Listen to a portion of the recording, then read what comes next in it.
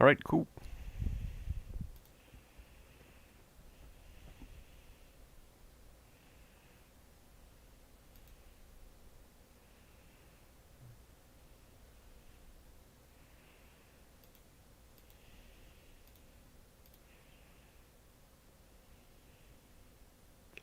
Privacy set the public.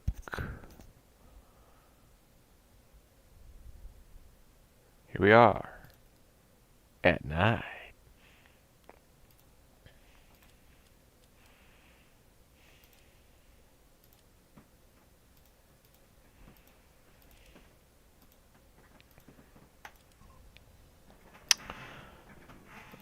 Promised someone in Discord I would stream.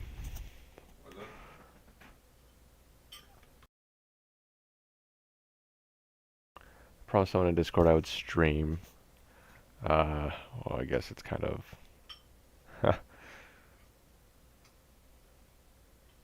pointless. They don't know, but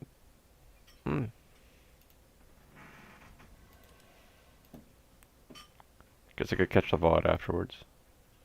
If they really want to see it. Oh, hello, Co-Epic. How are you?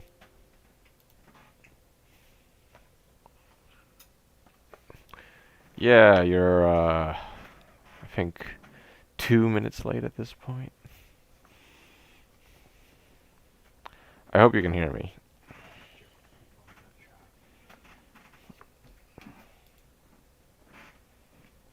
I wonder if I see the mic moving, so I wonder if I'm breathing into it, or if I'm not talking loudly enough. I think it should be fine, though.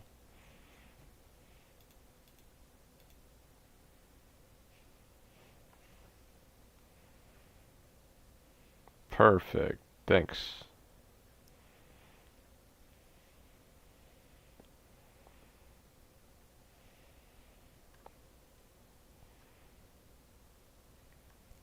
Well, glad you can make it.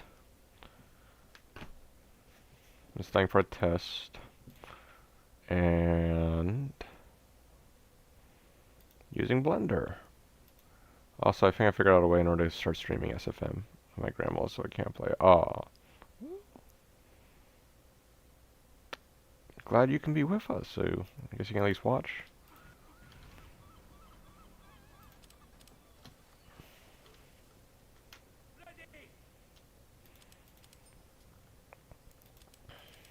Let's go. I can't promise I'm going to be getting... Wait a minute. Is that coming from my speakers, or is that coming from my... Oh, thank you, Co-Epic.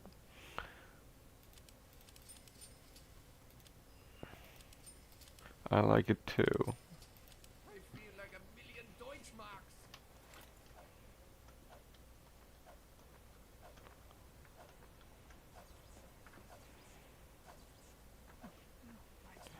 So I've been working with Blender, and I haven't been really messing with SFM. But just because with SFM I can sort of make animations immediately, but Blender has the constraint of I can't start working on it immediately, but... Hang on one second. No, I think the audio is coming from my... going into my headphones. Hang on.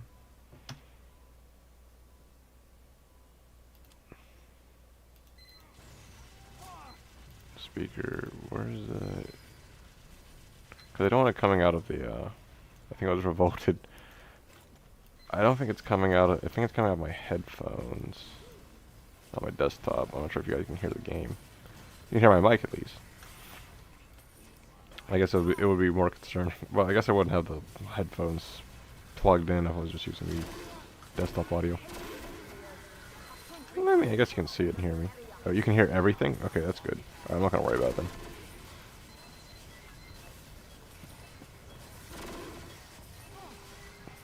Because it doesn't seem like it's coming out of my, I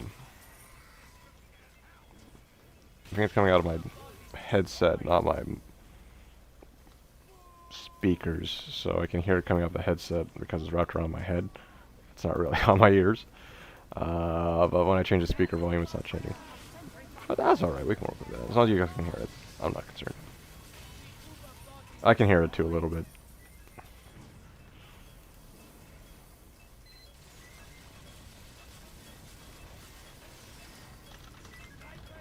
Oh, look what we got there.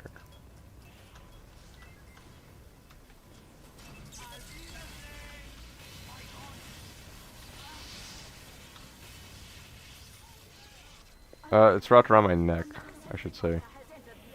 Like, I don't keep it up by my ears, so I can hear anything that's outside of the headsets.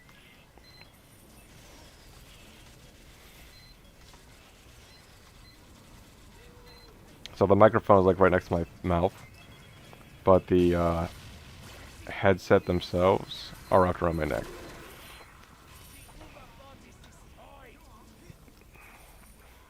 People usually put headphones when they're not wearing them.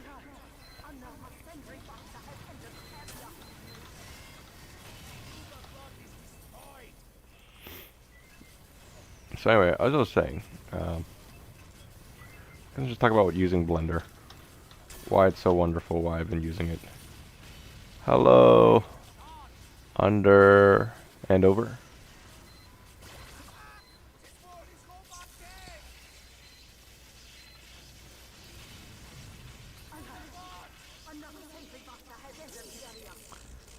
I tried that this morning because my hands were full and I have really long hair, so I had to get ripped out. Oh, it doesn't work with my hair length.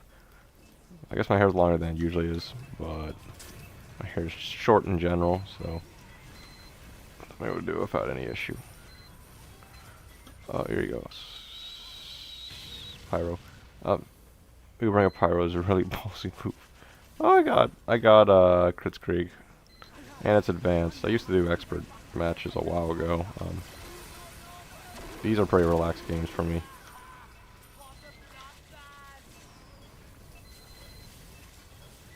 I don't really care too much. Sort of just like I play sniper when I can. I rarely, if ever, need to repeat a wave in advanced. But 2 cities is the most profitable, and the whole point of this is to get a golden pan. So actually, funny enough, I'll get back to Blender in a discussion. But first, I want to talk about this. Do you like the Smash Bros. Update? I think it's alright.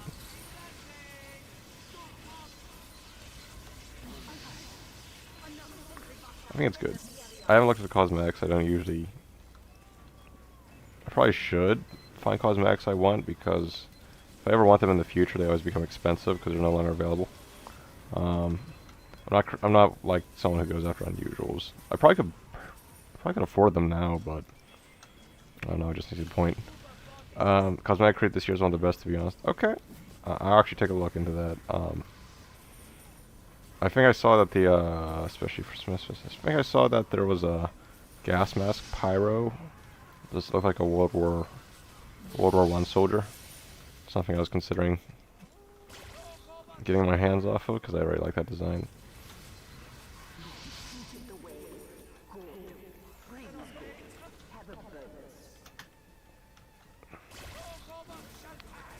Because I really, yeah, I think it's similar to a certain Warhammer 40k group. I know exactly who they are. I'm just being intentionally vague about it.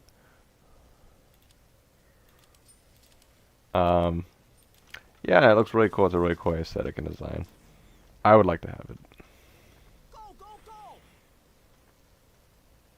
In fact, when the last Breath for Soldier came out, during the Halloween update, which is like the Adrian Shepard, it's the Adrian Shepard gas mask from Half-Life Opposing Force, and I was like, I gotta get 4 of them, and I bought 4 of them. Well, yeah, I think those are some neat cosmetics. So as I was saying, what was I talking about? I think it was about, well, I was talking about Blender before, and I was going to get back to that. I got a strange any cosmetic for like $5 on my 3rd crate, but I never sold it in like half from price. Oh, I don't open crates anymore. It's a loss. No, you're fine. You can keep talking. It's more fun. It's more interesting when I'm talking to people. That's the whole point of this. If I'm just talking to myself, I'll just make a video talking. That's not how I roll. Interactivity is important. I'd rather be answering your questions than like going on tangents. On my own tangents, I should say.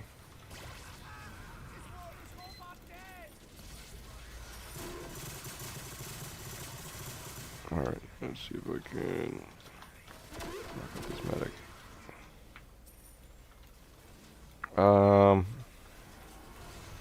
Yeah, oh, I remember. Yeah, the Pyro Warhammer 40k, like, aesthetic.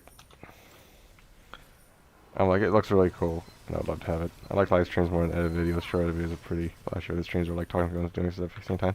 Yeah, it's the whole point's interactivity. Like, edited videos are for watching alone. It's like, there's no point in live streaming if it's like a whole scripted event. Where the streamer's just doing his own thing. It's like, what's the point? Like, it's live for a reason. If it's just gonna be a scripted video, then just do a scripted video. It's like they're meant to be spontaneous.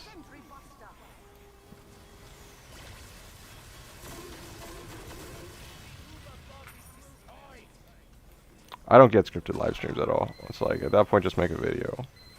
It's like, is there any benefit? And I guess it could be if like people are putting donations in, but I like Minecraft SMPs and stuff over the internet. Yeah, the whole point is, and then another thing I don't get is when they're like, you guys can't talk to other people in chat. It's like, why not? So I get it when it's like, if it's call and response. I don't get if it's. I think it's fine if it's whole conversations in chat. I probably should look at the terms and service before I say stuff like that with YouTube. But we're small. Who cares? YouTube's not gonna come after me. I'm small fish. I'm small fry. Super Chat exists so donations are still unedited videos. Yeah, you're right. Like, if you want to make super chats, think of it, just do live premieres. Yeah, just do live premieres. Like, I don't get it.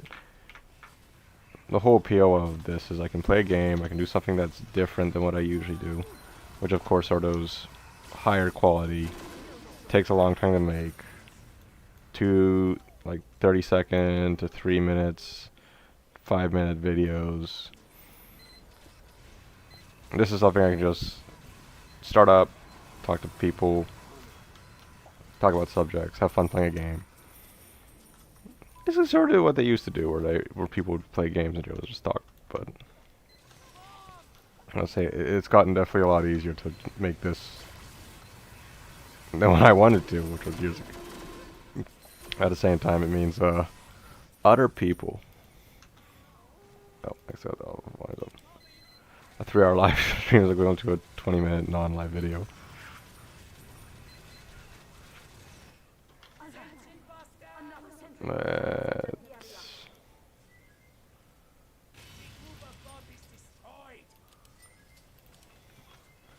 I know people get really crazy about YouTube math. I know people get really crazy about what is it? Oh yeah, something else. I can also so this is actually a problem I have. Whenever I play games, and this is terrible because GeForce Shadow Play has really enabled this for me. Because it lets you, it's always recording, but it's never saving the recordings, but you can hit, I want to save the last 30 seconds to a minute of footage, right?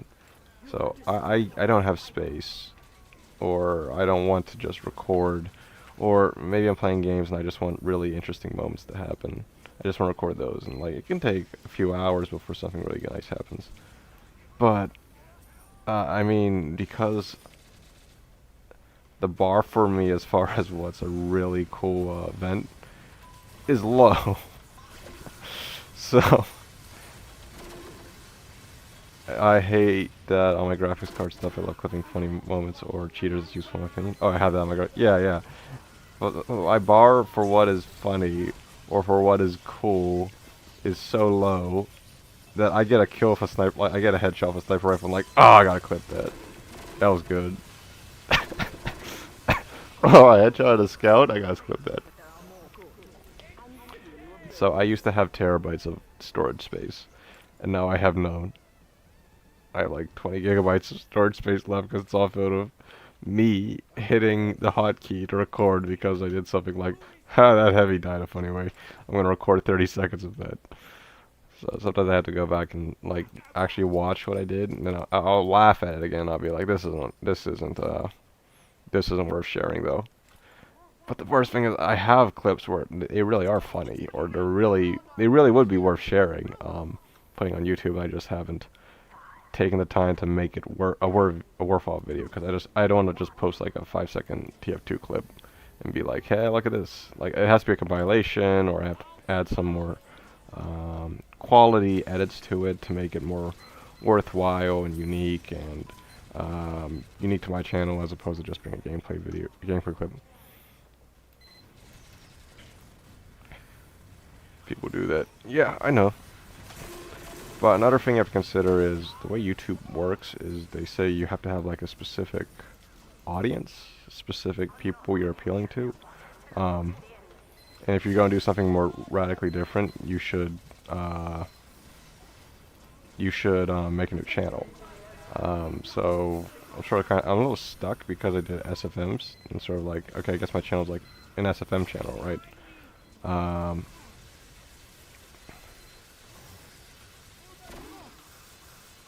Hey teammates, you wanna...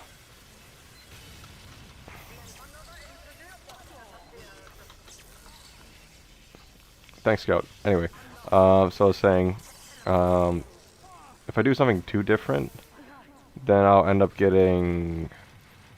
Well, then YouTube will just be like, no, this video isn't what your usual audience watches, or people don't want to watch it, and it doesn't get, like, more viewership, so then more people can enjoy it. Which is what my channel's like, but I don't know how organized mine is. Oh, yeah, you could, I was thinking about making just a channel where I do whatever I want. Kind of what my channel is now, but I don't like how organized it is. Yeah, because the problem is YouTube is sort of like pushing towards making... I think we're good for now.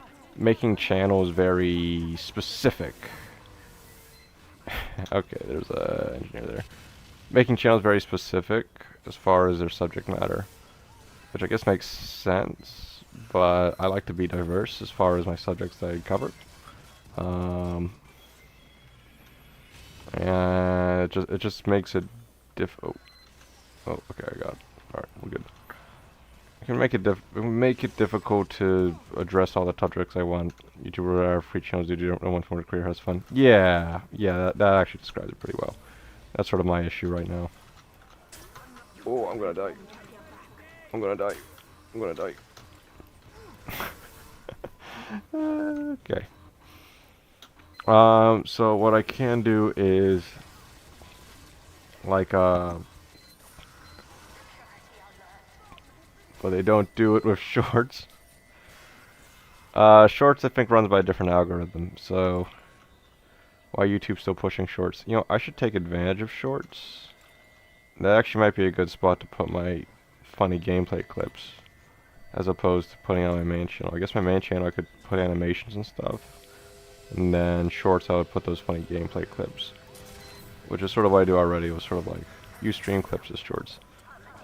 Oh yeah, there's actually a stream clip I could use, and it's useful because actually last stream something interesting happened. Very easy. Yeah. Very easy view farm. I know people are like, you don't want to be you don't want to be like a content mill. You don't want to just like push out content for the sake of content growing. And at the same time, I'm like, I really do want that 100K. I really do want that 100K plaque. And it's just, like, it's fun doing the animations, but I think somebody else pointed out once, this isn't just like making funny videos for the sake of making funny videos. This is a business, and you can make money off of it. And I was like, I'd like to make money off of what I like in doing. But in order to make money and have fun, you sort of gotta strike a balance between playing it's like a game, almost. Like, making videos a certain way, getting popularity, it's almost like a game, and you got to use optimal strategies, engage it, but at the same time, it's a game and a lottery ticket. But at the same time, my purpose isn't just to... I don't want to be like one of those soulless content mills that just pumps out content and, like, just people that copy and paste their scripts from wherever and make very simple animations for it. I don't want to do that. I want to make something that I laugh at, but at the same time I also want to be able to reach out to a larger number of people, because I like it when people enjoy what I put out. I like it when people make people laugh. Otherwise I wouldn't have done all those SFM animations. I always want to do YouTube so I can be famous forever and retro guys and stuff also, because I can't count to like 450.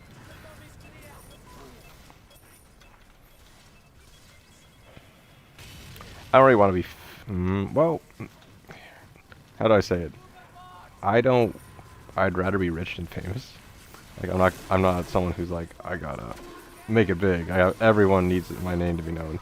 I probably will never let anyone know my name for this channel. That's fine, I'm okay with that. But I sort of like want jokes that I make and ideas that I find really funny. I want a lot of people to know that. YouTube is a horrible revenue source. I wouldn't rely on it as a good revenue source. It's extra money on the side though that can help you make more videos. So I would say I feel like the revenue source has been lower than it has been when I first started. But you know, this is a hobby. This is fun. This is not business. It's just nice that you can make money off of it. But when money gets involved, you have to adhere to standards of making money. You have to treat it with the professionalism and the diligence that you would a business. So you have to follow like copyright laws. You have to not plagiarize. You have to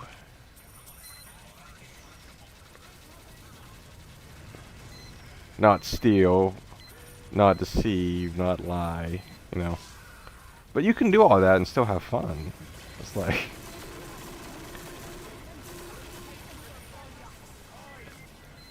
I don't even know why that would be a management for. Some rules are easy, but a few of them are like buried in terms and conditions. That's a very good point. And you know what? I would say a lot of them are...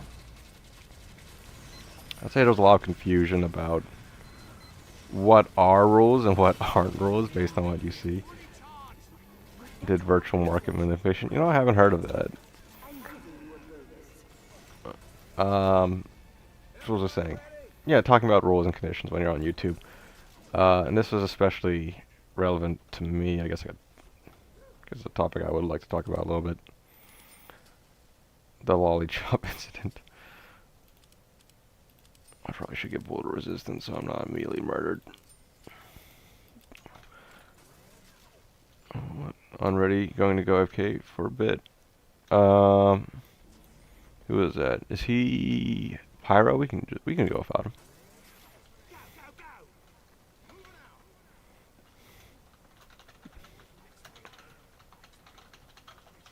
We can go AFK for a bit.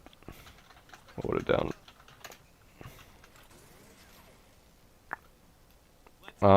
So the saying.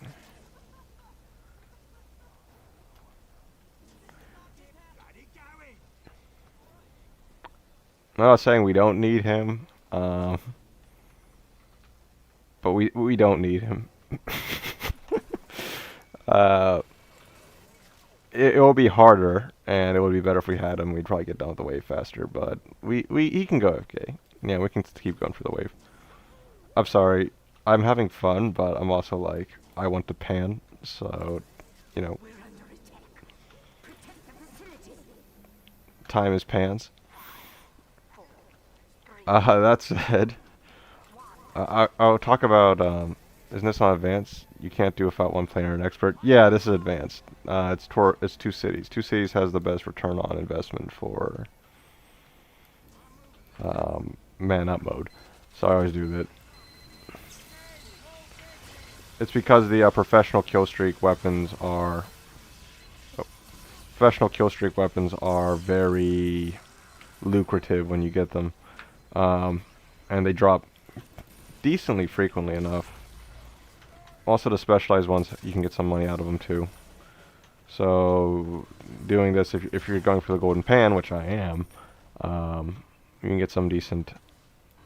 You can get some decent stuff in order to keep going. Okay, so back to my discussion on 3 people can do normal, 5 people can do advanced. You need everyone to cooperate for expert. Yes, and everyone has to bring their A game on expert. If you want to go smoothly, you could technically do it if somebody was like newer to it, but they were like trying. Maybe not doing all the optimal moves, but you can still do it. I've done it before on expert, but you can't just do it with 5 even if they're all trying. Or if you do, you're gonna just barely like scratch by.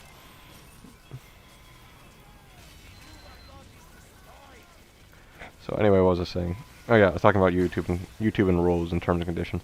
So this was I call it a pain point for me when I was starting.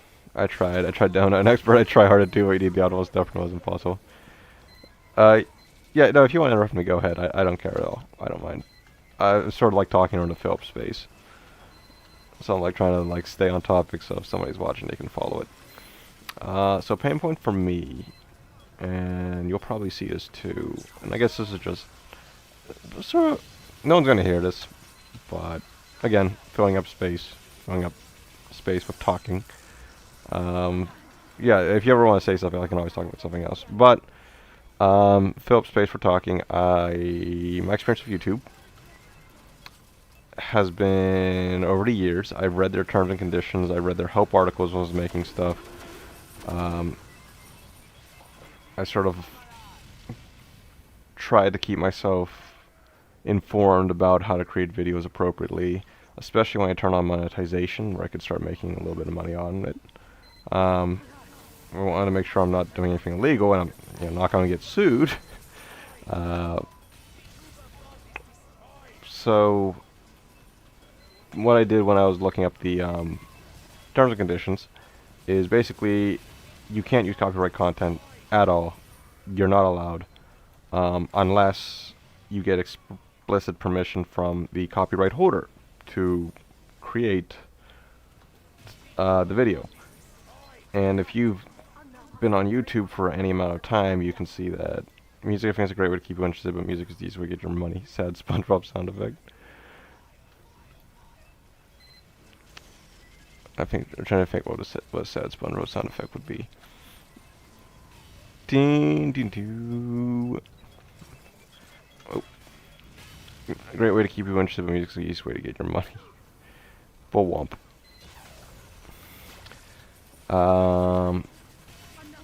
So copyright, yes, you're not allowed to post any videos where you don't own the copyright permissions of, or you don't have permission. So you actually can use copyright content. You can use, and copyright content means stuff that you don't explicitly own that somebody else owns or isn't in the public domain, right? So I'm able to use The Entertainer because that was made over 100 years ago. And because it was made over 100 years ago, no one owns a copyright on it anymore. So, that said, keep in mind you can own, something can be in the public domain, like music can be in the public domain, but the performance of said music is not. So if somebody played it on the piano, that's why I want to try and make my music. I always just use monkeys spinning monkeys, and if I really need the music, I can. What I can do, I can. YouTube has a audio library now, creator like music audio library. I'm actually considering using that for some music video ideas I have in the future, because making music takes time. I've made music before, but it's not like. And the great nice thing about music is you can reuse it, but I would have to. You'd have to make it for certain genres, and sometimes it really is easier just if somebody gave you permission to use their stuff, just to use what's already there. So, anyway, when I was going into the copyright discussion, I was talking about how music can be public domain. Like something made by Beethoven, it's more likely than not in the public domain because Beethoven was over like 200 years ago, so he doesn't own the copyright on his music anymore. That said, people make renditions, people make adaptations, what's he gonna do? Sue you? His estate could, except if they held ownership over it. So like heirs, somebody who was a company maybe that he created his work under. So anyway, as I was saying, Scott Joplin, the entertainer. So keep in mind, however, even though music might be in the public domain, there are versions of it that might not be. As in like certain renditions, certain adaptations, like remixes. Like if you remix something public domain, there's a good chance you now own it and hold the copyright on it. So if I play The Entertainer and it was The Entertainer by Scott Joplin and that music in the public domain, it was made over 100 years ago, right? But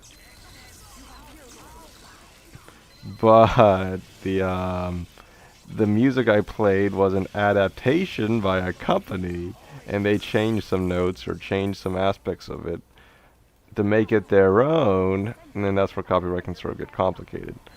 But to avoid that, I chose music that was, again, Scott Joplin, where no one owns the explicit ownership over it. And when I played The Entertainer and Maple Leaf Rag for the 100 Ways to Die video, it was my performance. That was me on the piano playing the tracks. You always have to find it. Just so happens you accidentally use a copy of one different beat from the original, and there goes your money. Yep, you got it. So the one I've heard, I'm pretty sure is one that's in the public domain. And it was also me being the performer. Because believe it or not, even if the music's in the public domain, the performer owns a copyright to their performance of it. I know. That's why you can't just look up public domain music and use it. You have to look up music where the performer explicitly says you're allowed to use it, and the music isn't held in copyright by someone. So there's two copyrights in music. There is one held by the composer who made the music and the way the music is arranged, and then there's the performance. A recording of that performer is copywritten. I love copyright-free music. It's the best. Problem is, and this is my own concern whenever I'm finding copyright-free stuff, is how do I know it's copyright-free? I guess you could say the person who gives it to you tells you it's copyright-free, and that should be good enough. And I don't think it would make sense if you were held accountable for the deception of others. But at the same time, I can also see situations where they would hold you accountable for the deception of others. So I'm always apprehensive about using other people's stuff.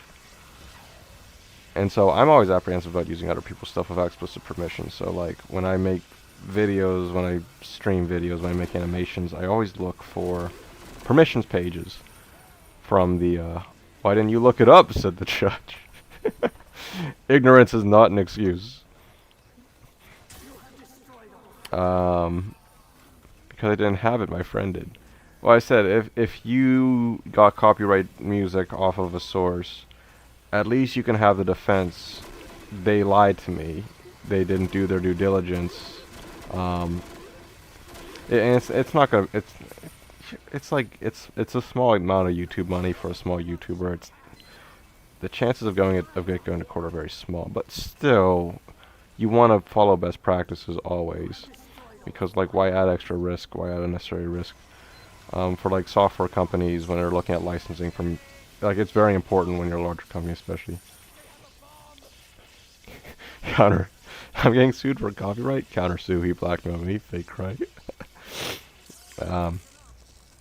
What makes me wary about using other people's stuff unless I have explicit permission. So I look for explicit permission. Right?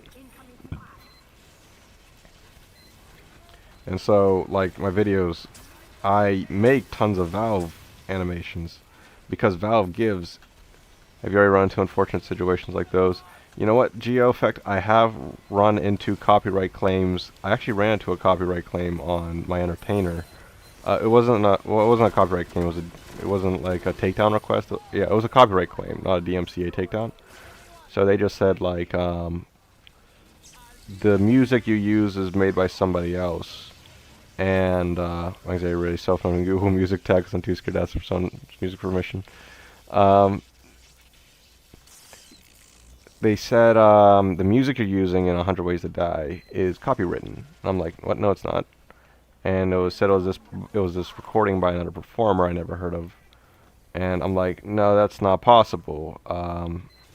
The music was written by somebody over 100 years ago, or 90 years ago, for whatever it was for the copyright, for the time it takes for something to enter public domain, right? Which means anybody can use it. But again, as I said, the composer has copyright claim, and the performer has copyright claim. So it might have been a case where the performer said, "This is my rendition of the entertainer, therefore you're using my rendition, therefore I own the copyright on it," right? And that's how you can get your copyright. You can claim your own copyright on public domain music. And I said, nah, that's not the case, because I'm the pianist. I recorded this on my iPad, on my iPhone, by the piano I own. I know this for a fact, so I'm going to contest it. So I actually did contest it with YouTube. And what happens next is you tell YouTube, I'm going to contest the claim, and they notify the claimant. And at that point, the claimant will either say, oh yeah, you're right, ignore it, or they sue you in court. All composers have to do is like, all remixes are copyright exempt, you can't copyright my music, which would give me even more respect. So I filed a counterclaim. Well, I'm not sure what the term is, but basically I just told them, this claim is incorrect. I'm the composer. No, I'm not the composer. I am the performer of the music. This music is in public domain. So I made the claim, and I waited, and the person who made the claim, which was probably an automated system, I doubt it might have been like it might have been a company with an automated system, and they're just like, nope, no response, and I haven't heard anything about it ever since. And that was years and years ago, and I'm not concerned about it because I could prove it. I still have the recordings. They could look at the metadata. If it really went to court, which it probably wouldn't have. It probably won't. For that small claim, for me, probably not. Was the video where you played the piano? Yes, that was on 100 Ways to Die. TF2. The ragtime music is my performance. I'm the one who played it. There is another situation of like a DMCA claim. I actually had a copyright claim. And this is more of a case of YouTube.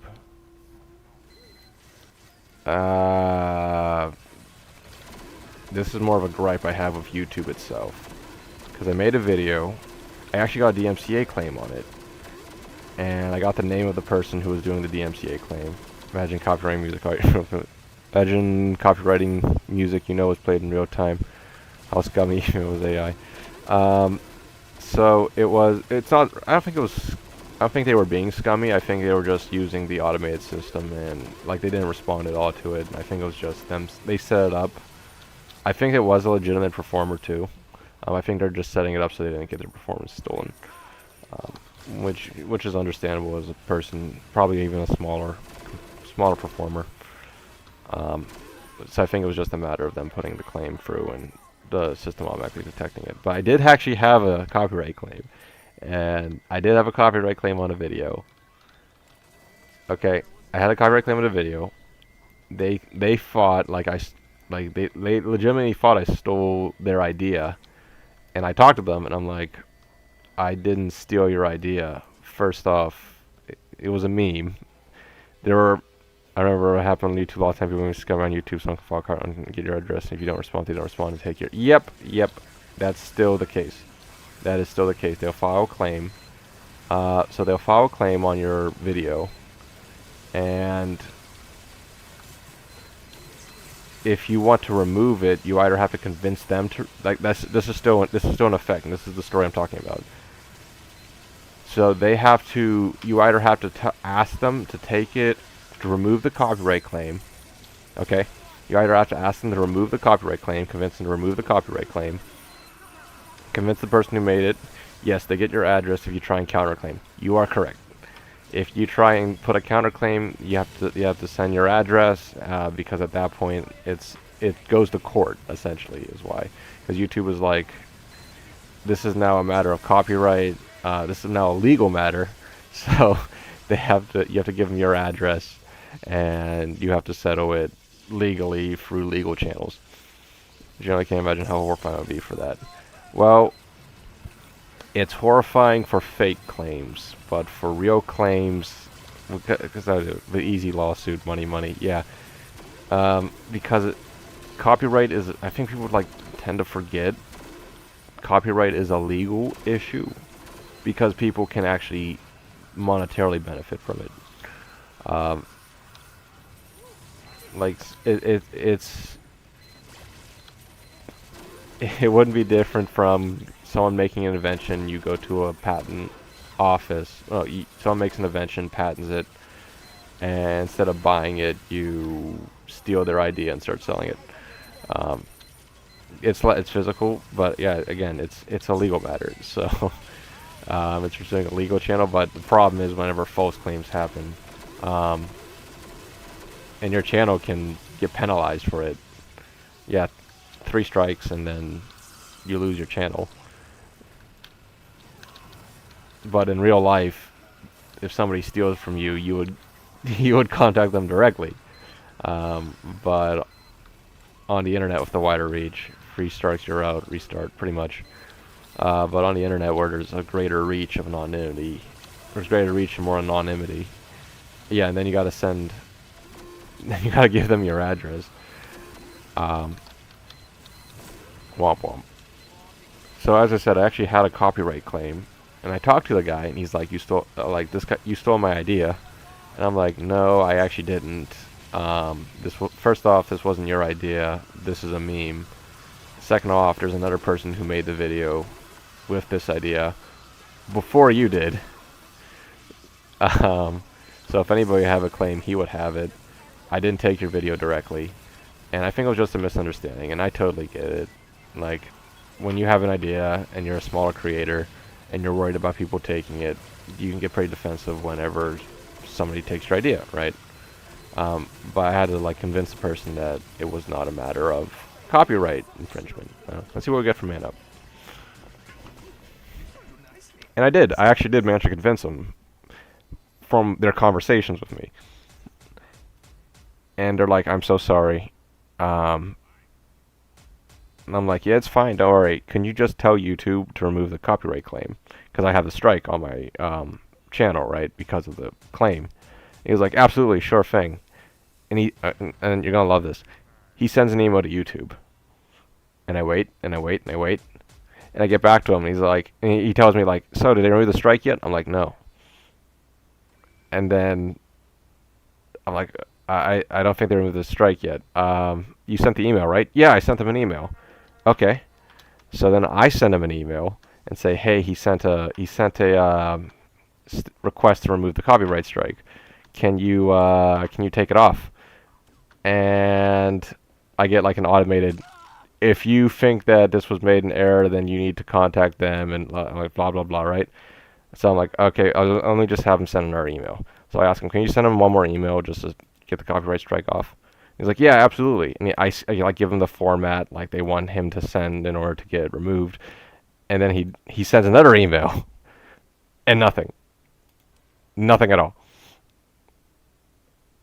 And so I'm like, "You're kidding me." He's like, "You can just post up the video again. I'm so sorry." I'm like, "No, well, first off, I don't want to post it again." And then YouTube's automated system would catch it and be like, "That's strike 2. Yeah, you can leave. You can be right back. Co-epic." I don't want him to leave and be like, "That's strike 2." So I just say like, "Oh, don't worry about it." So I just let the copyright strike expire essentially. It might still be on my channel. I might still have one copyright strike. But I did everything YouTube told me to do, and I didn't get removed. I didn't get the video reinstated, which I don't really care that much about the video getting reinstated, but it was frustrating. I'm like, I did everything right, and you do nothing to help me. I'll say, think of any creator, especially ones who prepare themselves for their content policy being used on this side at this point, no matter copyright other means. Well, I do put watermarks on mine now, because of that reason. Like, if you want to use my stuff, you can just ask me. I will rarely ever say no. Usually I'll ask like how they're using it. If you're just like reposting my video, I don't want you to do that. But if you're using it as part of like, if you're trying to make clips with it, or if you're trying to translate it and add subtitles and stuff, sure, why not? Like, I don't want you reposting my stuff onto your channel because I can see that causing problems, and it's also basically taking from me. But if you want to use it for some purpose, I'm probably going to say yes. And then you can say, hey, look, I asked Penguin if I can use his stuff. Because that's sort of the problem. It's because people just don't ask. Like, if you don't ask and you just take it and use it for whatever you want, it depends. It depends on how you use it. But if you can't even have the courtesy to just ask a person if you can use their stuff, then that's disrespectful. You're basically taking what's theirs and using it for your own, and you can't even give them the courtesy of asking them. Now, granted, I am making videos out of stuff that I've been given permission to use through a website page saying you can use our video game content for our video game content to make YouTube videos, which is this. Yeah. So I didn't make Team Fortress 2. I would never claim to have made it. This is definitely not my content. I'm using copyrighted content. I didn't ask Valve explicitly, but it's different whenever you're using someone's more unique material. So you should be prepared for people to just go ahead and use it and take it. And there's a number of reasons for that. I think just non-copyrighted video game tracks are good. You can always use TF2 music as well, if you buy the sound pack. The reason I use video game music is because they say like, you can play our video game, and because our music isn't a video game, we don't put automated copyrights on it because it's part of the game. So you can use it because it's technically part of the game that we're letting you put on YouTube. So yeah, back to what GeoEffect was saying, like, you should be prepared for other people to use it, and there are a number of reasons people use it. Whether it's ignorance or whether it's purposeful. You should be prepared to see people use it, but that doesn't mean you should just sit back and go ahead and let people take your videos and use it for their own gain. So I said, like, somebody making a remix of your video, and they're doing it because they thought the video was funny, and they want to add their own spin on it. They could just be like a young kid who doesn't know any better about copyright, and they just think it's funny, they just want to make their own video that's funny about it. And that's totally understandable. At the same token, there are people who literally just find sets of imaginary advertising because nobody wanted else to listen to your music in the game. Yeah. So I was just saying, like, you should be prepared for somebody to use your stuff. But then there are people who literally find videos on YouTube and just put in a compilation, 15-minute compilation, say funny moments on YouTube, and then they just, like, it takes like, what, 2 hours to do? I mean, it could take someone multiple hours, countless hours, to make a high-quality video.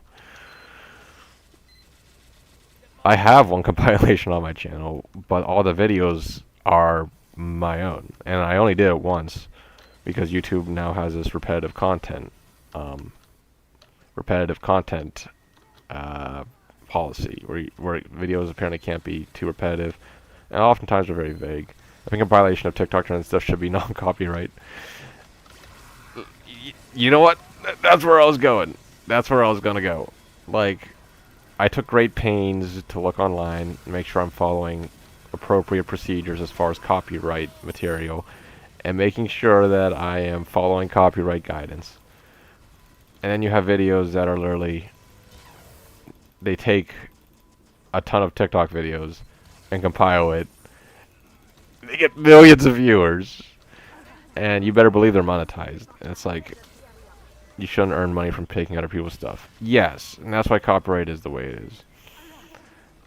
It's like, if they asked all of those creators permission to add it to their compilation, it's fine. Actually, you know what? If somebody says, like, if somebody comes to me and says, I actually have said this, hey, can I include your video in my animation compilation? And they're a big YouTuber with a lot of reach. Yeah, sure, go ahead, do it.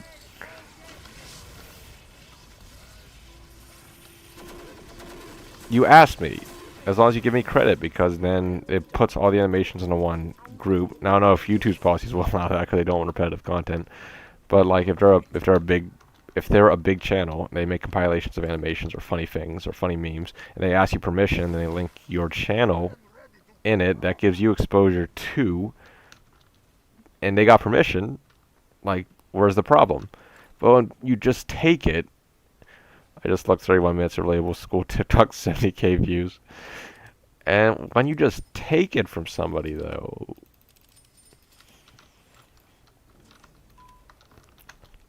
that's like, you're just taking their views, you're just taking their opportunity for exposure. And it also leads to confusion of copyright. So as I said, I mentioned like a young kid who's watching videos, and they're like a young YouTuber who hasn't read all the terms and service, and doesn't know about copyright, and doesn't know about all the help articles, doesn't know all the policies about it. And they go on YouTube, and what do they see? They see compilations from TikTok, and they see compilations from movies that are definitely copywritten, and the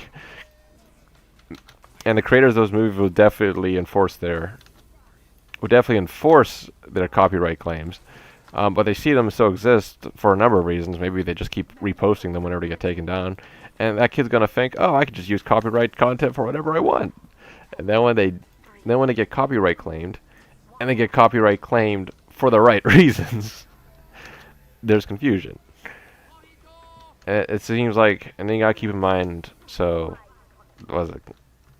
You gotta keep in mind copyright also isn't like a cop watching a road handing out speeding tickets. Sometimes people are gonna get copyright claimed, and sometimes people aren't. You might just get missed. Maybe the company doesn't notice that you. Maybe it's a small video, and the company didn't notice that you infringe on their copyright. They actually teach things in school now because of the use of computer and modern age about privacy and copyright. That's good. I'm glad. Because, while I said there's one good thing about modern education system, you have to adapt because, again, the web is how a lot of people make their money now. It's how a lot of people use advertising. It's an ultimate way to communicate with everybody. So it's important that people are up to date on how to navigate and how to use it. So that's copyright. And then, like, it causes misconceptions. Like, people said, with video games, they would say, video games are totally fine to play and put online because it's free advertising. Now, that statement can be true, but it still could be infringing copyright claims.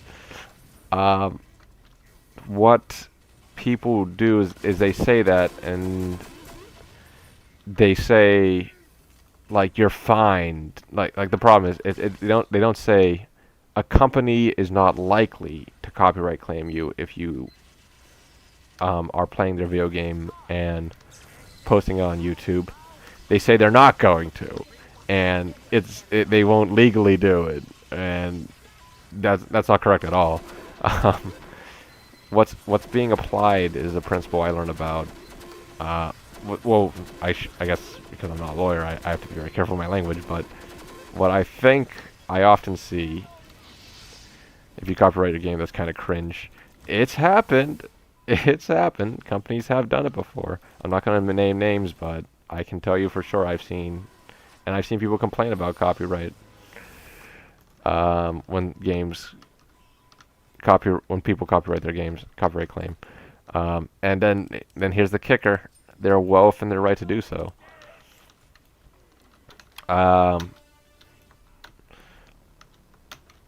But they say, like, you won't get copyright claimed. You'll never get copyright claimed. It's totally legal, and it's illegal for them to. And it's like that's not how it works. What often people see, and what I believe is the principle being applied is something called largesse. If you ever heard of it, basically somebody is infringing on copyright, but a corporation, company, a copyright owner decides not to enforce their copyright claim because whatever reason they decide. So, in the case of a video game, it can be mutually beneficial because it is free advertising for the person that people are playing their games. People see others playing a game and they decide it's popular, and they decide it's popular for a reason, so they go and buy it themselves to play it.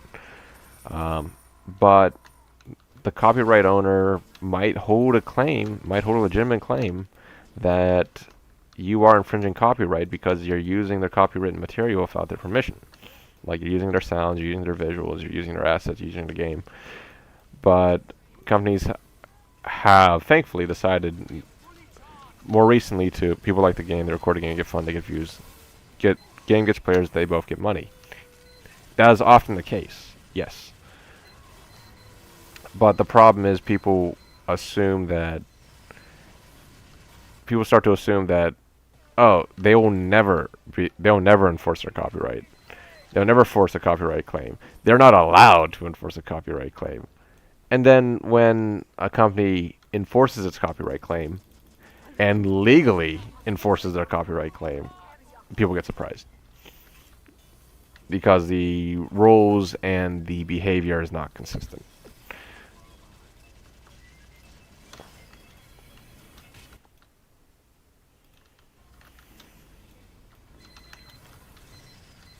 So it becomes frustrating when they tell you one thing and they show you another. So for me especially, this is like, if you create something, you can copyright it. That's the rule. Yes, if you create something, you can copyright it. If you create music, you can copyright it. If you make something a certain way, it's copyrighted. But because copyright rules aren't enforced with extreme... They're not. I don't know how to describe it. That's not going. You can't copy this. I want to use it. If they're not enforced extremely strictly, misconceptions often arise, and people use it. And what you're doing basically is, if you're using copyright material however you want it, you're rolling dice. And some people just roll the dice and get lucky. A lot of people do that, and they benefit from it, obviously. But I've never been a person that wanted to roll the dice. So that's why I'm always very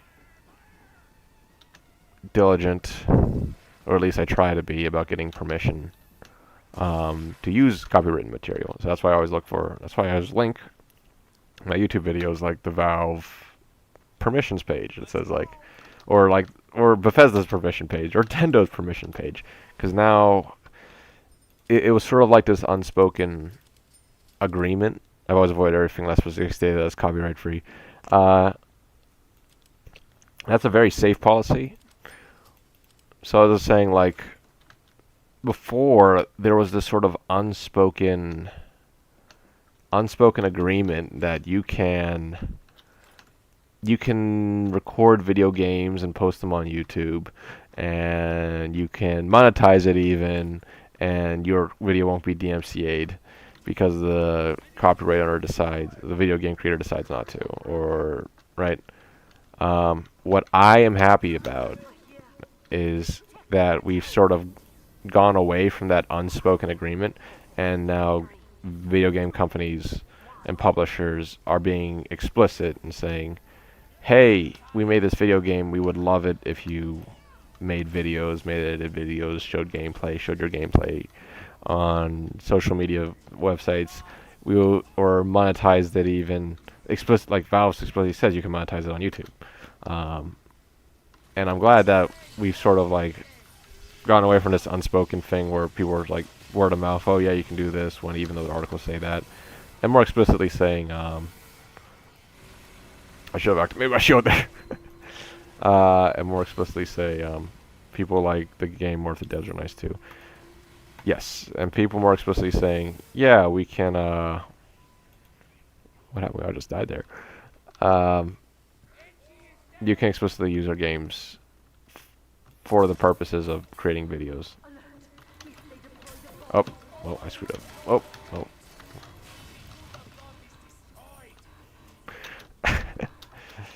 They're being explicit and giving you permission to do it. And that is nice. That is a very good thing.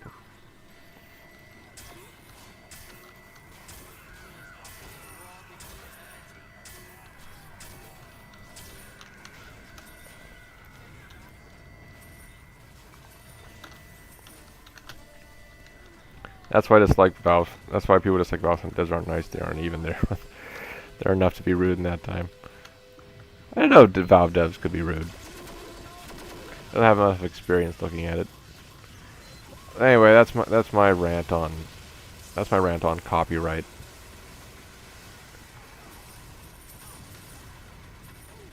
Then there's plagiarism on. Then there's the subject of plagiarism. So copyright is using stuff without their. Thank you, Coepic. Copyright is using material without their permission. Oh. Sorry, team. There you go. Copyright is using stuff without people's permission, right?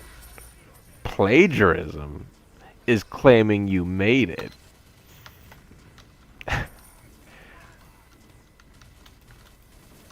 So believe it or not, you can commit both at the same time.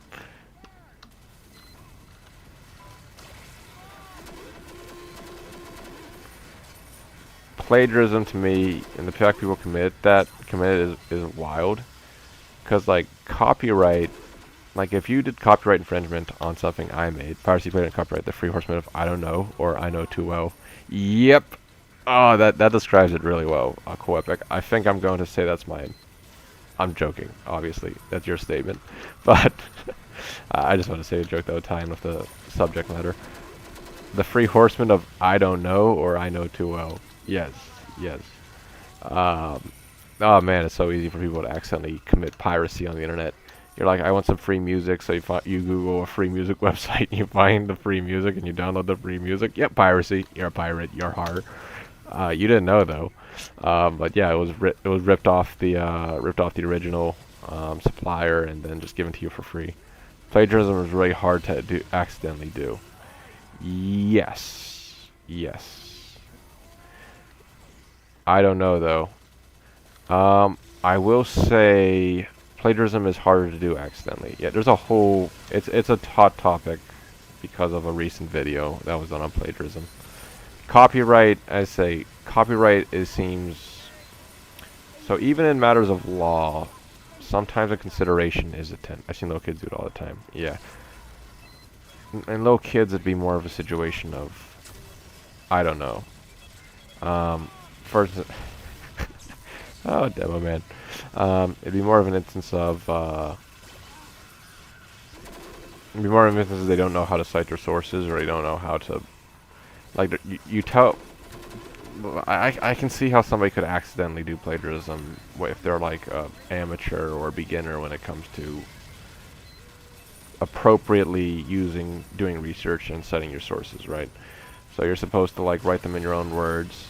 You're supposed to use quotes. You're supposed to like paraphrase it. This was actually a challenge I had whenever they had me doing research with articles and writing papers. Like, how do you write something differently than what you research says it? Big guy's taking followers by tracing small artist plagiarism. May not be directly ripping off, but tracing artist plagiarism. An example I know too well. Yeah. So like when I was writing papers in school, I'd be like, how do I say what the person is saying in the article without just quoting them the whole time?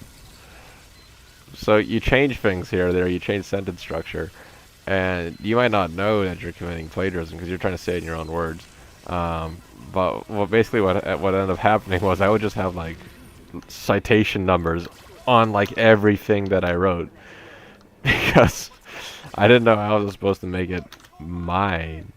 Because nothing I said would be mine. Like, I was always citing, like, somebody else's statement regarding, like, if it was a scientific paper especially, I'm always citing somebody else's statement regarding a background information. Um, so I guess I could see plagiarism happening when you're trying to, like, paraphrase it. If you say in your own words, not plagiarism unless you don't source explicitly. Yeah, you have to say it in your own words. And they're like, but you can't just change one word or two. It's not plagiarism unless you don't source explicitly. And even like saying this is my source. So I think now that I'm no longer in school, I would just say like, here's a set of sources that say something, and then I'll give my own analysis of what to make of the information or making an argument, because the point of the paper is to make an argument, right? And an argument can have premises and a conclusion. So you make premises using sources and information, facts, details, background info, and then you make a conclusion based off that premise. And a conclusion would be your own. You would be making your own assessment, you're making your own argument, and that's something that would be your original work. But the actual background content would be somebody else's more often than not, unless you have like some experience and you can talk about it by yourself on your own experiences. So you can talk about your life experiences then. Especially easy in videos because you can say percent of something is percent cool. Fact, insert here, Albert, Switzerland. Yes. But here's the thing. Here's the thing to also consider about research papers. Okay, and they don't tell you this in school. Fair use of works, because I think fair use, one of the I'd have to look at the criteria again.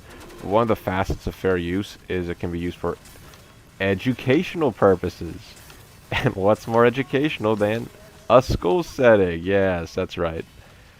So when you're using it in an educational context, yes, fair use for educational purposes. So in that case, you can use it and you can cite your sources. Exactly what I was going to say. Fair use for educational purposes. So that's why you're allowed to use books. That's why you're allowed to use books and articles. Like, you can use, like, a book and an article is copywritten content, but you can use it for your paper because you're using it for the purpose of education. So it falls under fair use.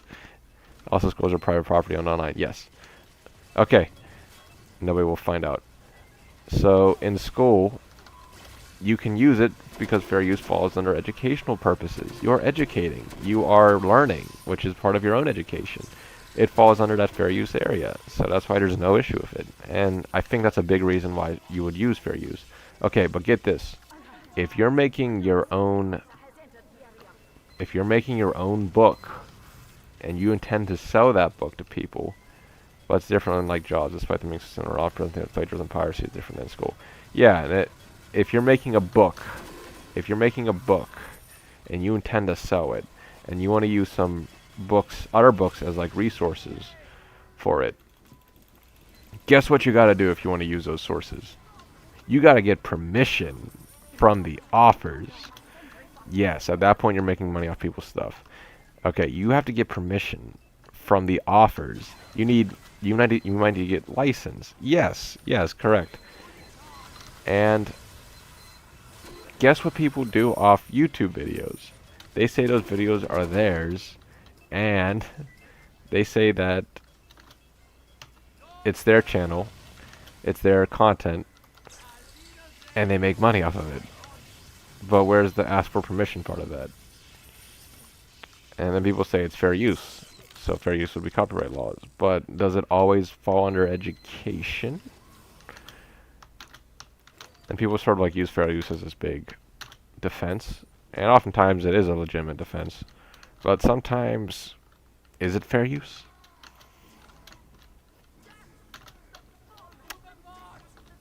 And again, this is a platform where people make money.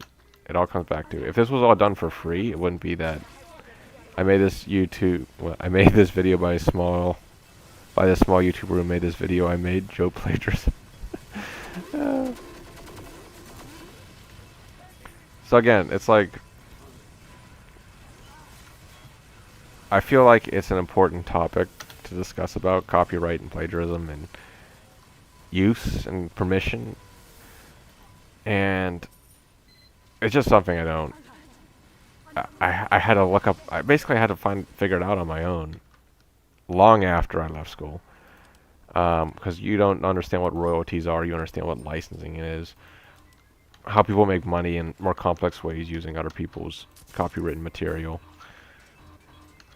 It's just, I feel like it goes by the wayside, and it gets complicated just because, well, you don't get familiar with it until this point, and like why things are. So people say like copyright is terrible. It's like it's not. There's reasons for it. There's laws for it. It's just when royalty-free music hits, then there's royalty-free music. There's royalty-free images. Royalty-free is wonderful. I said I don't knock royalty-free use if you use royalty-free. Copyright is terrible. Do people say that? Usually young kids on YouTube will say it. Younger viewers. It's like it's not terrible. Like when they see their popular video get taken down because of DMCA, it's like copyright is terrible. No, I don't think you understand what copyright is and why it's here. There are issues with the way copyright is implemented on YouTube, yes, but copyright is there for a reason.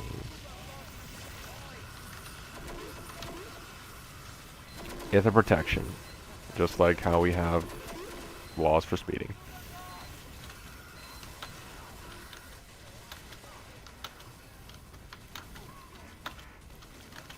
Anyway, this is a topic I could talk a lot about, just because it's something that when I try and get rights to my own thing, I spend hours making, so nobody takes my stuff unfairly. Stopping theft moment.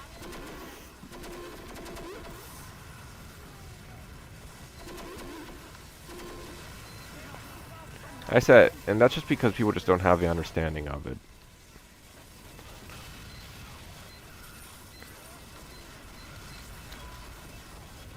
Copyright might have error because of all the ways to abuse it. That's a good example. That's a good example to tell the kids. Yeah, copyright might have a reputation because of the ways to abuse it. Yes! That's bad actors, like theft but internet. It is theft. That's what it is. You're stealing somebody else's work. Copyright would have a bad reputation because of all the ways people abuse it. Yes, that's exactly why it has a bad reputation. The system's in place, meant to protect people. Like, when you think of statistics, you think of certain types of errors. Oh, crit resistance, I do. I think it's like, I'm trying to remember what the exact name of it. I think it was like AB error. But anyway, Bluetooth Batman will blue screen you if you commit piracy. Johnny. What was it called? Like, I'm trying to remember my statistics, like the terminology for it. Basically, the mistake you make is you say something is it when it isn't, and you say something isn't when it is. So when you have very strong copyright protection rules, like YouTube has, it's really easy to file a DMCA claim. It helps you prevent cases where a real copyright claimer doesn't have trouble submitting the claim, but it makes it easier for false claimers in order to abuse it, essentially, and use it in order to basically hurt people who haven't infringed on copyright. I remember what they call their type 1 errors and type 2 errors. So easy to do. Yeah, when you remove the barrier for entry, it hurts someone's reputation. Yes, it can hurt someone's reputation. It can have repercussions on their channel. But the whole point, it wastes other people's time. Yes. I guess the point of doing it, unnecessary anxiety on someone. But the point of doing it that way is so it's easy for people who do actually have legitimate copyright claims, to be able to ensure that their claim is heard and acted on quickly. But of course, the way they implement it causes a lot of issues. You really ruin someone because you faked it. Yes, it makes it so that bad actors can take advantage of the systems that are in place, and that's what helps give it a bad reputation. So when like you get actual claims of copyright, people are just like assume, oh, it's just a bad actor. So you have to handle things right, or else you're gonna cause. It's an example of like how you do things causing lawsuits aren't funny. 16-year-old. Yes, yes. People forget this isn't just. This isn't a matter of just funny internet videos. This is matters of money. This is matters of livelihoods. This is matters of law. These are matters of law. So they're serious, and they're meant to be taken serious.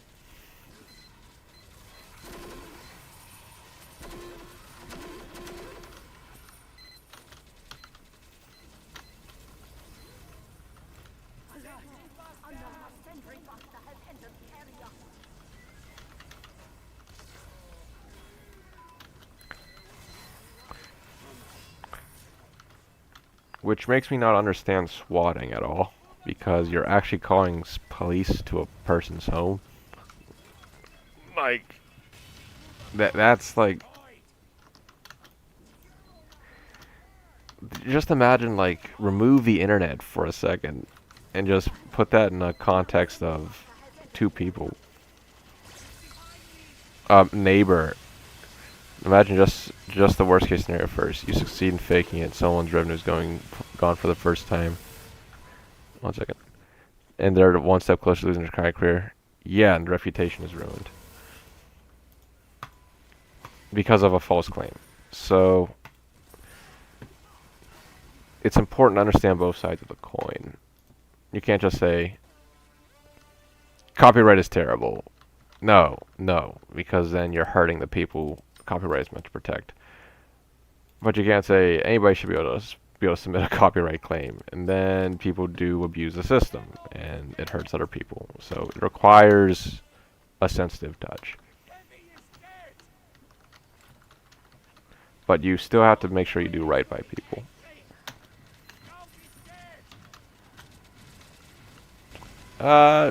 Should I jump on this grenade? I think I'll wait for my teammates to show up. When you're going to do something serious as that, don't think of the lightest punishment you're going to get. Think of the worst thing possible that could happen. It just amazes me how some people can just how some people can live with themselves doing that and just not even considering the consequences of your action.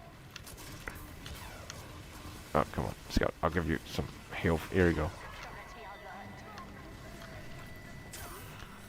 It's a great way to make yourself doing it. Well, oftentimes people do stuff because they don't think they're going to get caught.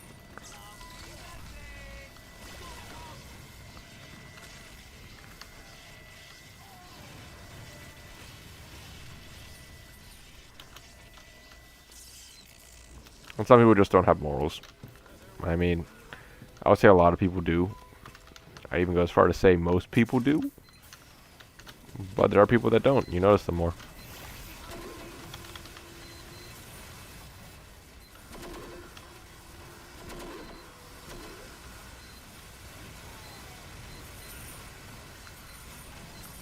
What does this feel about copyright?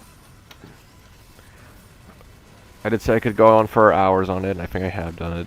Think of it if you're doing something else too, more serious, but you can apply it to a different situation. Yep. And I say, so, I guess another thing is there's this perspective that the internet is just like, haha, goofy video game world. It's not. Like, there's real people at the other end of these. There's real people on the other end of the monitor. You're going to jail if you lie about something like blackmail. Think about how many workplaces, how many jobs people use computers in order to create things, presentations, etc. And think about this, lying about a copyright list. Yeah. You can also go to jail for that. You're lying. You're lying to an actual person.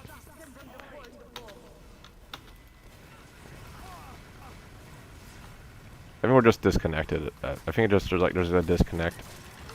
It's like this is not real life. Yeah, no, it is. There's real people. There's real consequences. There's real actions happening. I guess things can seem a little unreal in the realm of in the cyber world, but I mean, yeah, it's still real life.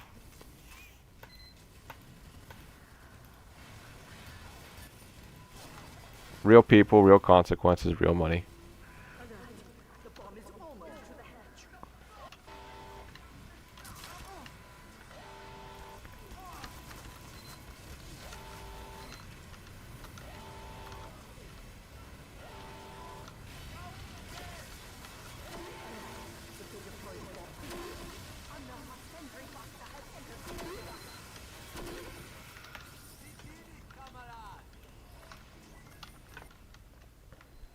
Put yourself in a new situation when that applies. You could be doing it yourself. You would do it, and you're still a crime mate if you don't get caught. Comments, Philippe. Yeah.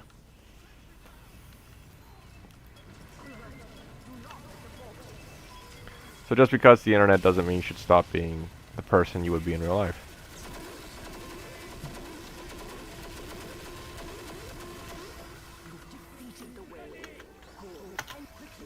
And I think that's a good way in order to conduct yourself. Like, would I say this if I was in person? Would I say this if I was actually there?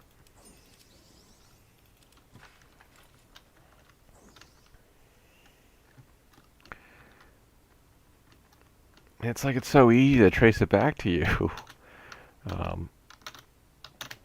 You have a set IP address, you have a set location where you do things. You have set patterns of activity. It's like you should act in a way you would act in real life. And I think that's a very good standard to hold. Would you cut off someone else's tire for your own greed when you do this? What if you were face to face with that person? I think, yeah. Would you do this? Would you do this to a business? Would you do this to a store? I think the vast majority. I think the vast majority of people, like when I discuss with people, when you discuss with people in real life, you talk to people in real life, and you go to stores. Standard morals, actually, yes, just standard morals. I will say, most people are going to act in a moral manner, and I would say most users on the internet, in fact, actually act in a moral manner. You don't. When. Thanks for playing TF2 is my favorite game. Pause the memory of this game. Like, thank you, Teresa. Thank you. It's one of my favorite games too. I'm trying to get that. What's it called? Trying to get that golden pan. So as I was saying, yeah, just conduct yourself in real life. I was gonna say, like, most people in real life, most people on the internet, I think, act like decent people. Your library teacher will teach you how not to steal from someone. So I was saying that just act like how you would in real life. I feel like most people act like how they would in real life on the internet, believe it or not.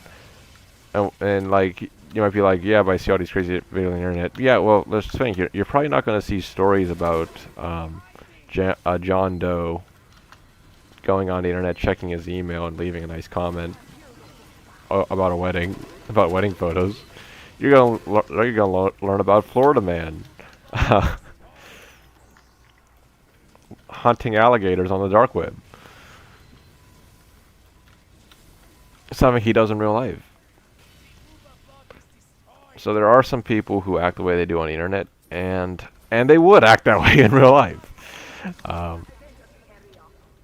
But for the people who act as if they are untouchable because they're anonymous, like, nice things are on the front page, people want to see dangerous things, yes. I think I would be disingenuous if I said that nobody acted the way they do on the internet because of anonymity. But I feel like a lot of people who act really odd and weird on the internet and hurtful on the internet. I am 90% the most likely psychopath because most things I say online. Oh, let me see that. Most things I say online, I'd tell someone IRL. I don't think you're a psychopath.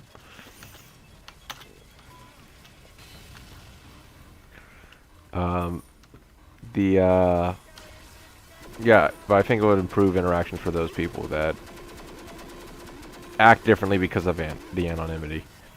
But again, I feel like it might not, like people say, like, if it wasn't anonymous, nobody would act this way.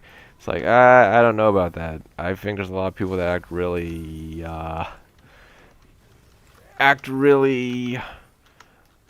undesirably in regular common view. Just pick up a newspaper. Remember, you're not anonymous to the police. No, you're not.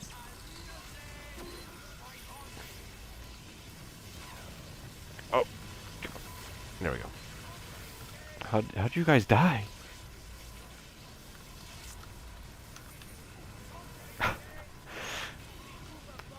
Little PSA for you all. This is why I wear This is why I have, this is why I have crit resistances on full. I always have crit resistances on full. So did crit resistance? Yes. It's such a silly thing to get killed by a crit by crits.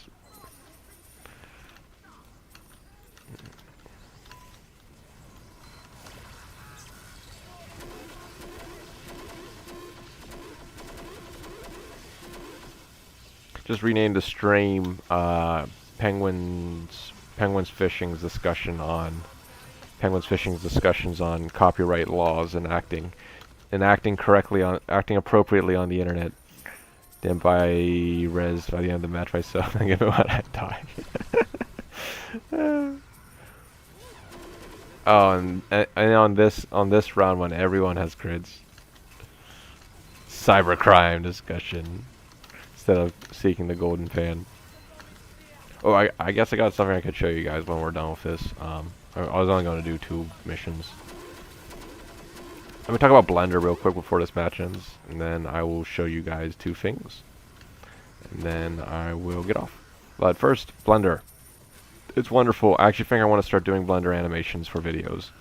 I'm going to show you guys my progress. I think I'm going to, maybe I'll do some Blender streams. I still do have an SFM I really want to get done. It's a longer one. We're talking like 3 minutes, and I haven't gotten to it because I've been busy with other things. I want to get that done when possible, but I think once I'm done with that, I might start switching into Blender, doing Blender stuff.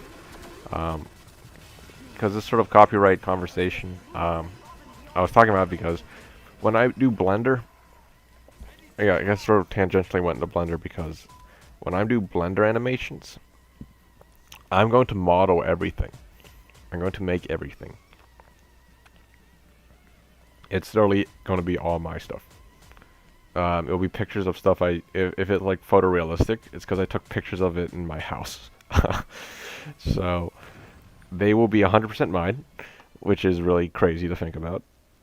Instead of having to piggyback off of existing properties like this, which is TF2. But also I have a lot more creativity. Blender has a lot more functionality. It can make things look really nice.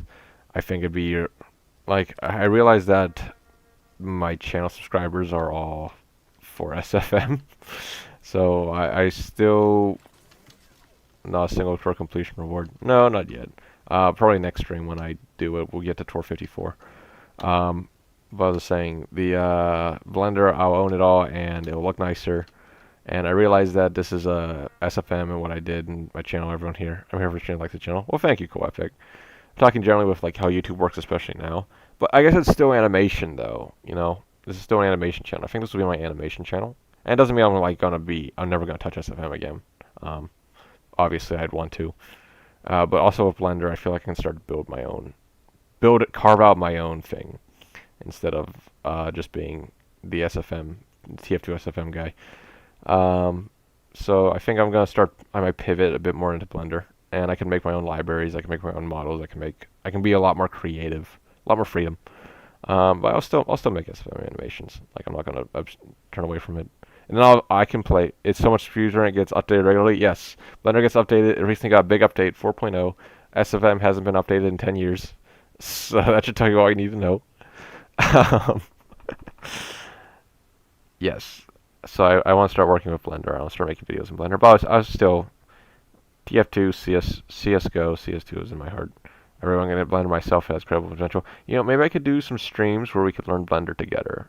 Sort of like I said, I'm gonna have to start making, like, I just had to forget I have 60k subscribers looking for some videos, and just start reaching out to a Blender audience.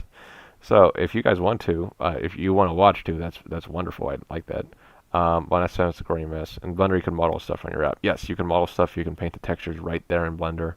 It's much more powerful compared to SFM. I might do some Blender streams in the future.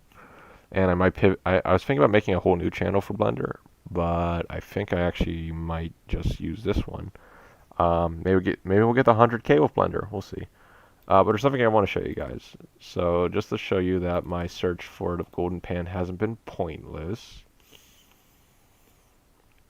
I have gotten 2 things since I've started trying to get the golden pan and MBM, which could take upwards of thousands of tours. It's great animation. It's also free mana. Also, you can draw, and also you blah blah blah. Yes, it also has a video editor tool. It's not a great video editor. You have a compositor, so you can add After Effects, special effects like blurring and lens flares. um, Really, what you can do is you can make models, you can paint models, and you can add armatures and rigging the models. It has good animation, good modeling. It has good compositing. It has very nice effects as far as like actual visual effects for 3D. Besides that, though, it's not like everything about it better. But yeah, first off, ta-da! Oh wait a minute, I think somebody else uses. I also just use ClickChamp, the Windows 11 basic app. What do I have here? Ready flame this? No, that's all I want. Yes, here it is. Ta-da! This is what I got on tour 42. And last stream, believe it or not,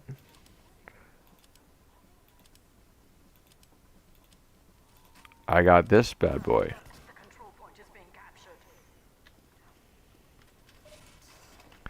You know, I was going to sell it. I actually was going to sell it and just get more. They are very nice Aussies.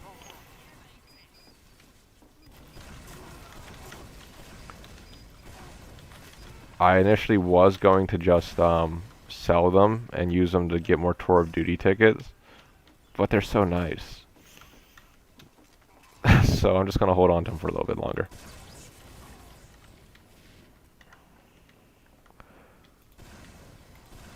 Like this, the flamethrower was my first one, and I was like, I think I'm just gonna keep it. I don't need your donations, Epic. I have plenty of Tour of Duty tickets. But anyway, yeah, I was like, they're just such nice Aussies, you know. And then I got this, and I was like, you know, this is a really nice Aussie. I don't want to sell it.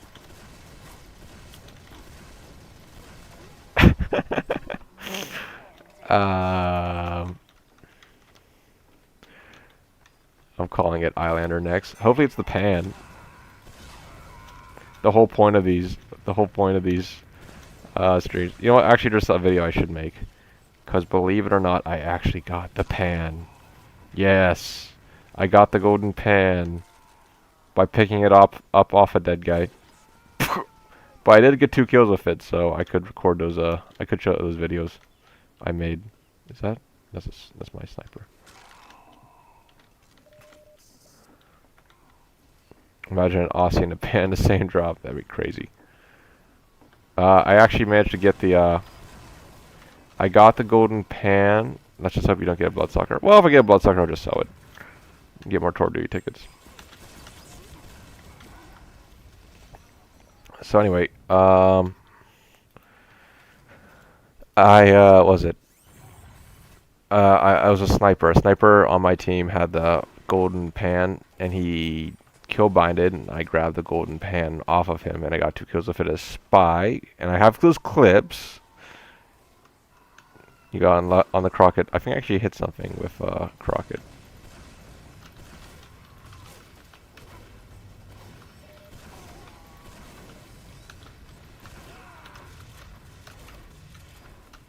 Yup.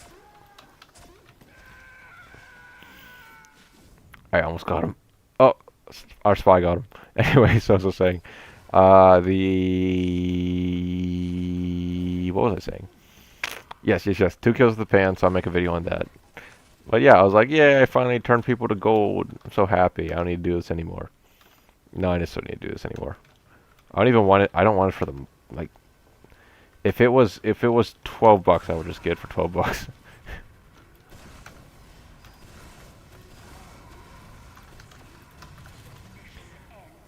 But the reason I got it was I wanted it is just because I'm on 50. How many tours are you on today? We only did half a tour because I want to show you the Aussies real quick. I want to do some multiplayer, and I'm going to get off. But the reason I wanted it is just because I never got a Saxy, and now I never can. So that's going to be my discount Saxy. Hooray! I think we're going to lose.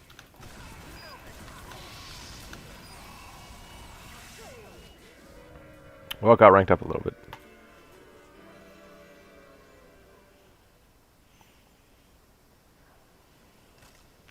Anyway, I'm really late now, so I'm not getting to 60. Get the pan on tour 69.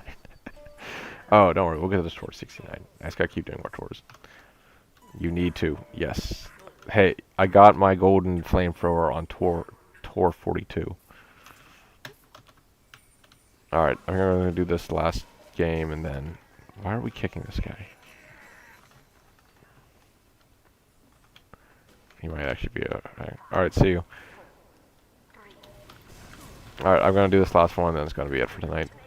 But yeah, I got my golden flamethrower. Oh, they're well-known bots. Okay. I got my golden flamethrower on tour 42. So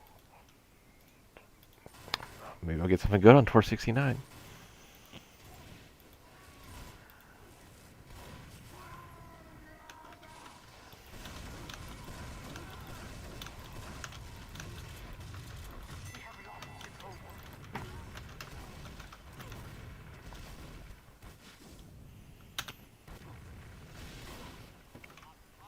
Okay, platypus are one on bots. I didn't know that. Now I know. Get 2 Aussies and a triple crate. I'll get 2 Aussies. I'll get a salvage crate.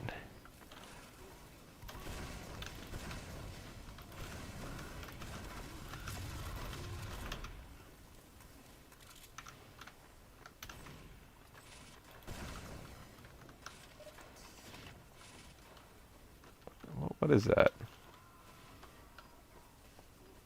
Oh, okay, that's just a lamp. Are you gonna stop this if you don't get a pan? What do you mean? You mean if I do get a pan? Are you ever gonna stop this if you don't get a pan? That's a good question. I really want that pan. It's a really good question. I really do want that pan. Epic.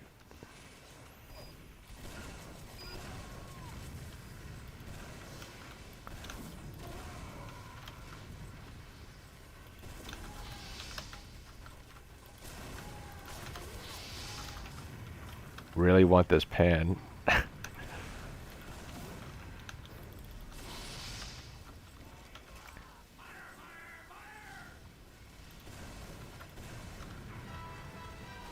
really want that pan. I don't know if I'm ever gonna stop. We'll see. Maybe if I can buy it, I'll just buy it.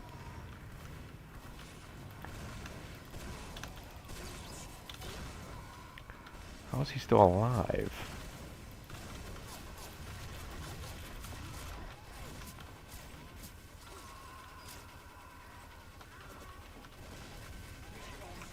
You Mr. Piece to drop it for me. No, don't worry. I'll get it eventually. Alright, it's time to go.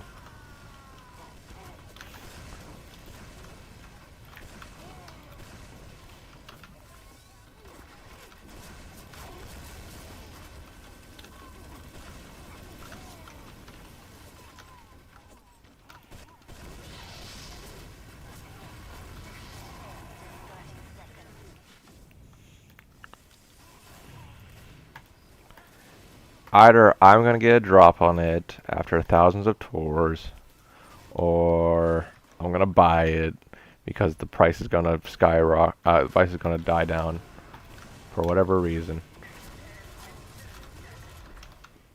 I've killed this guy with the 3 sign like 3 times already. Korean sings prank pie. I feel like I shouldn't read that. Just the feeling I probably shouldn't read that.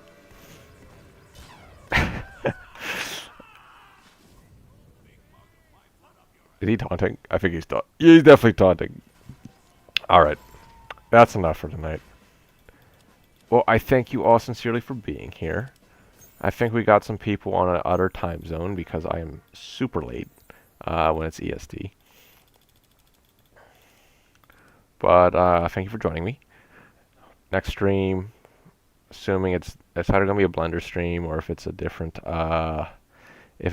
stream like Blender, We'll just do Blender, but if it's TF2 stream, then we'll be getting the we'll be finishing a tour. So we will see if I get anything good. Maybe we'll get a professional kill streak. Maybe we'll get nothing. Maybe we'll get a nice specialized one I can sell and get more tickets. But again, thank you all for joining me. I really appreciate it. Anyway, what time is it for you? It's 2 a.m. Woohoo! Or 200 hours. 2:19 EST. Alright. That's why I'm ending it now. Don't want to be too late. We didn't stream for too long, but still. Oh, it was nice talking to you all. Nice ranting about copyright. Have a good night. Or good morning, wherever you are. Afternoon, maybe.